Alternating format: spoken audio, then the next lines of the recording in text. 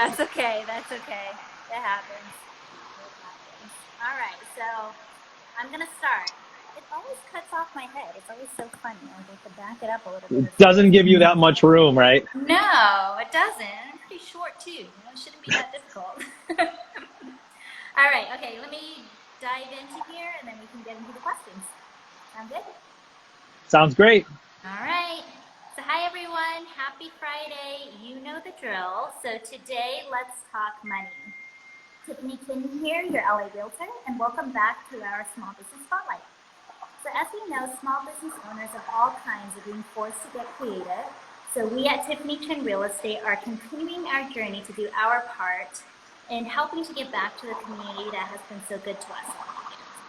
So, we're featuring a different small business owner every Friday. Today, we're shining the spotlight on LBW with Dan Weiss. We're talking to Dan today about his passion for finance and his perspective on wealth management. So welcome to our show, Dan, and thank you so much for making the time for us today. Thanks for having me, Tiffany. It's good to be here. Of course, my pleasure. How are you doing? I'm great. How about yourself? I'm doing well. It's Friday. I'm excited for the weekend. Me too. Good. All right, so Dan, as an LBW client myself, you've shared LBW's story with me before, but for our audience, would you mind sharing the origin story of your interest in wealth management and how LBW got started? Yeah, my interest personally started a long time before LBW's existence. Financial education and the proper implementation of that education has been a passion of mine since I was 14, when I found myself having to overcome some significant money-related barriers. About 5 years ago, my two founding partners and I broke off from another firm, and really they're very different people than what I am, but we share some commonality, and that commonality starts perhaps with our love for finance, the academics behind it, the implementation, how great the impact can be for people, but we have a hatred for our industry. So when we took the plunge to become small business owners, we really did so because we wanted to transform the perception and the utilization of wealth management and carry on a conversation about wealth development. And that's what has given us the center fuel, the purpose for our existence professionally. Oh, that's awesome. I love that story. And who are your co-founders? So we can give them a shout out. Yeah, Nathaniel and Tim Bickmore. Awesome. Great. And why is it, I'm going to throw you a random question. So why did you choose these guys, and how was it working with two other people on your team? Well, I'll tell you that when we took this plunge, we had a lot of people that were concerned because partnerships are not necessarily all rainbows and butterflies. Quite honestly, I've just been very, very fortunate. Part of that was I was lucky enough to have known them for a period of time before we went into business together, so I knew what to expect. 3 is also the magical number, right? There's always an odd person out, so we don't get gridlocked on making a decision. And I think that we just know each other so well that I can think for them pretty easily, and they can think for me pretty easily. We know where we stand in our lanes, and that works out really well. So I think we just knew that it was going to be a good mix, and we've been lucky enough that it's continued to be that way. Right. Well, that's awesome. Well, I'm glad the partnership is working out. So the finance area is confusing. What pillar of finance do you follow? Yeah, it's super confusing, and it is definitely not an easy thing to explain. No, I definitely agree.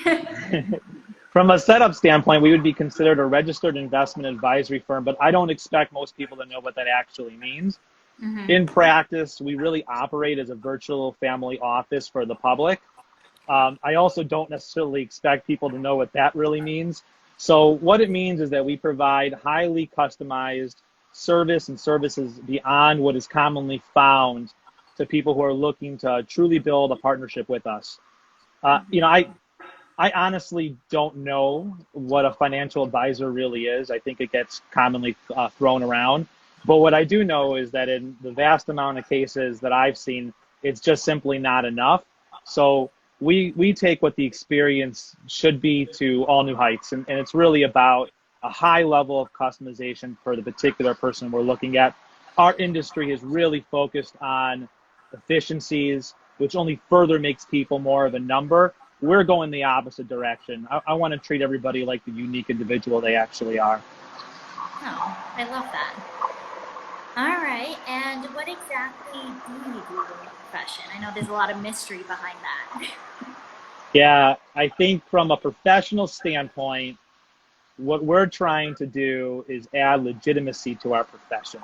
And Mm, I'm not trying to say that other people aren't doing that. I'm just saying it's not enough people. They're not right. doing as great of a job as they should be.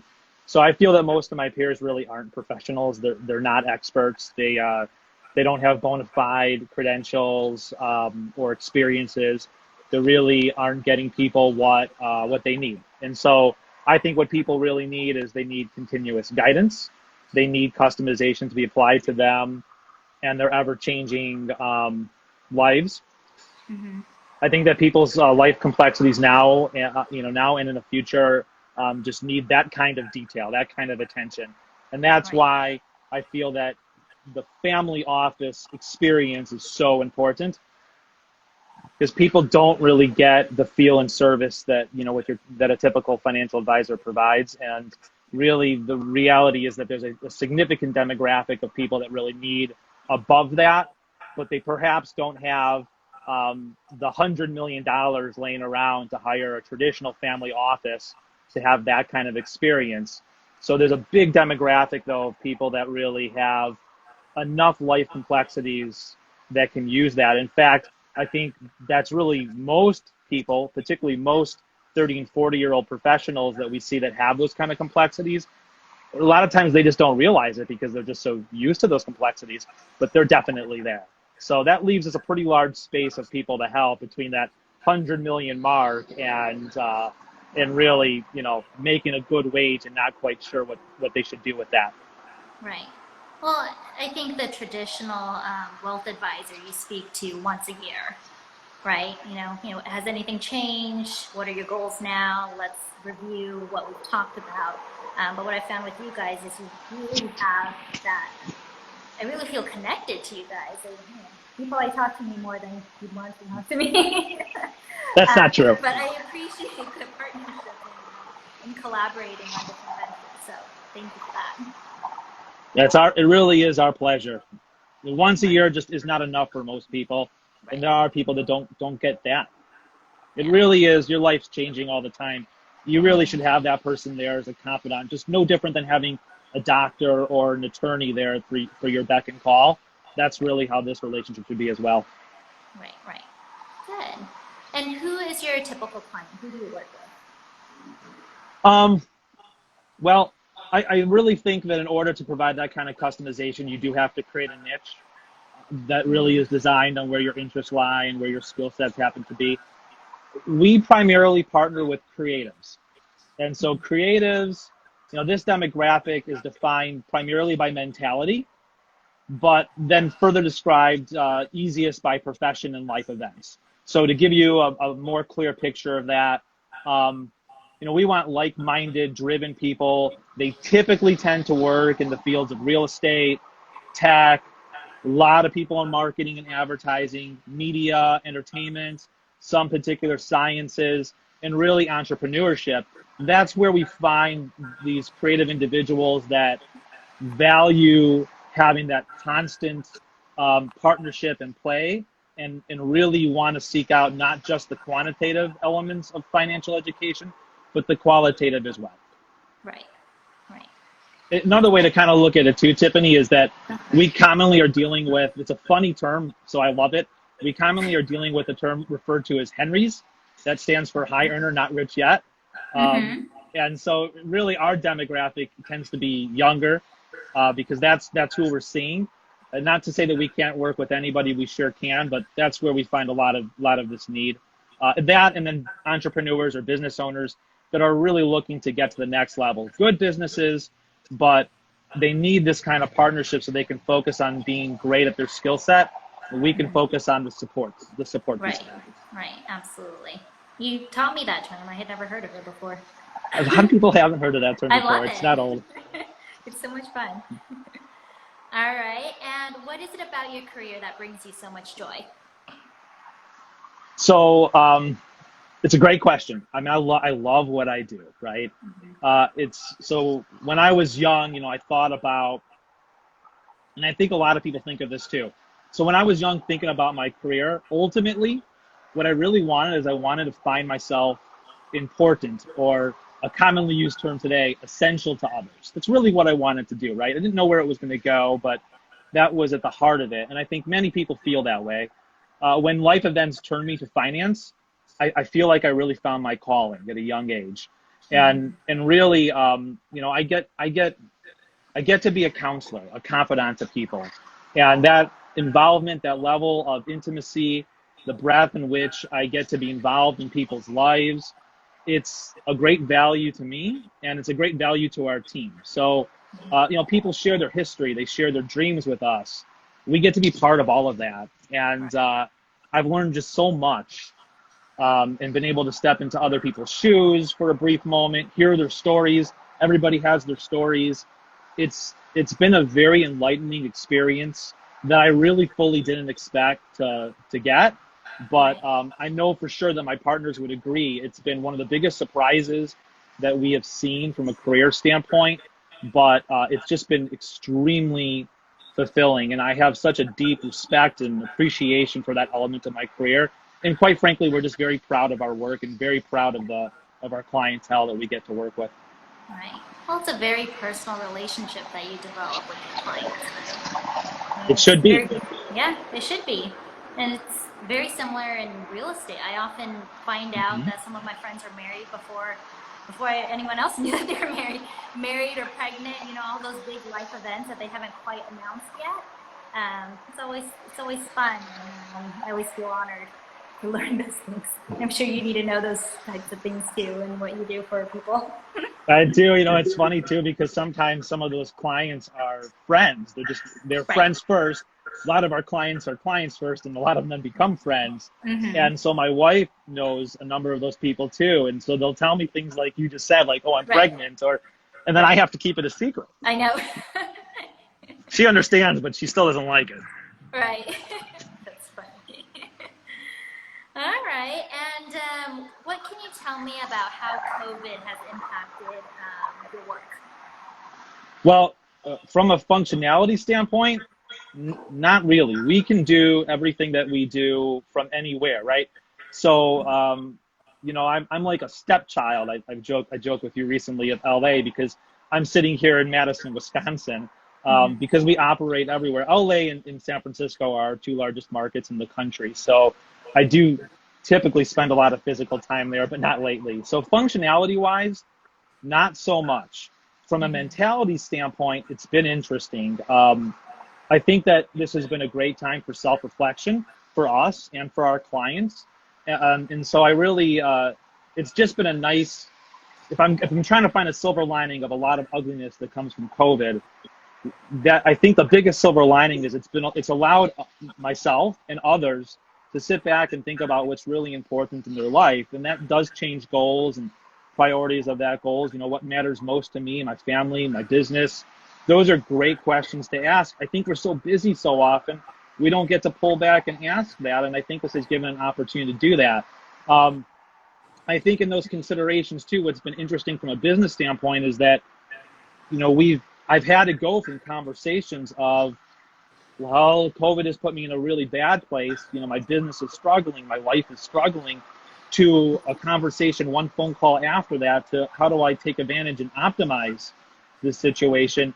That is a psychological pull, I know, on myself and the rest of our team, no different than it is for the client, but that's been definitely something that we have seen. And I think that the planning piece of what we do, which is really the essential heart of where our practice lies, has really shown to be truly invaluable during this experience. It's hard to make decisions and see through all of this mess, but having a really in tune, agile conversation about planning your life and the finances that provide the purpose to those resources that has really proven to be very critical in this time frame.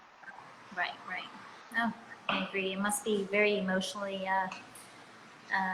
pulling for you in those conversations, I must say. It is, but it's a real privilege to be in that spot to begin with.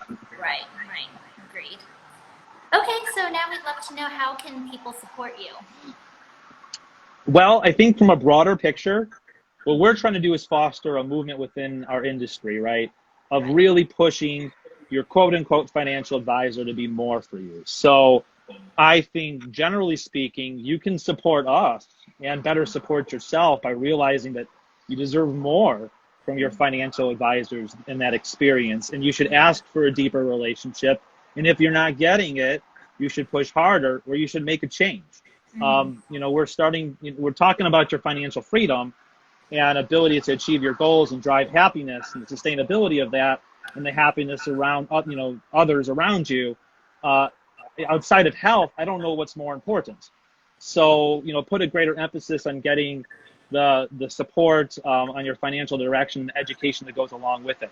I think specifically ask more questions and engage in those kind of relationships, and let us support you. We are definitely open looking for clients, particularly in California, where we have our greatest focus now.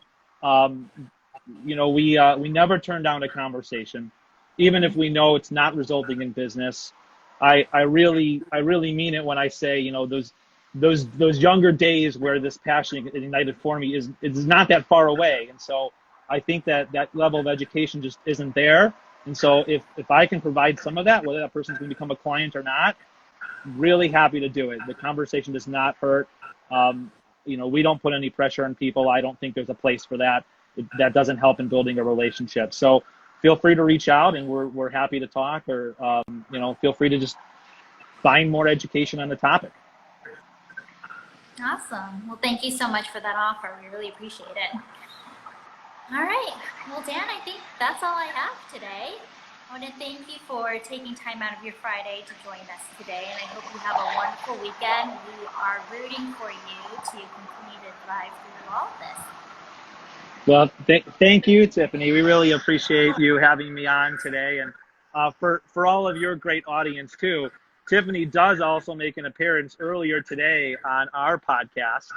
So feel free to follow LBW on Facebook or LinkedIn, and you'll hear her provide some of her outstanding expertise on the subject matter that she loves. Is that coming out today? I think it was released actually just a couple hours ago. Oh, good. Something for me not to listen to, because I don't want to listen to myself. You were great. So thanks again. I appreciate it. All right. Well, enjoy your weekend, and we'll talk to you soon. Always great talking to you, Tiffany. Enjoy your weekend too. Thanks again. Bye. Thank you. Bye. Bye, everyone. Thank you so much for tuning in.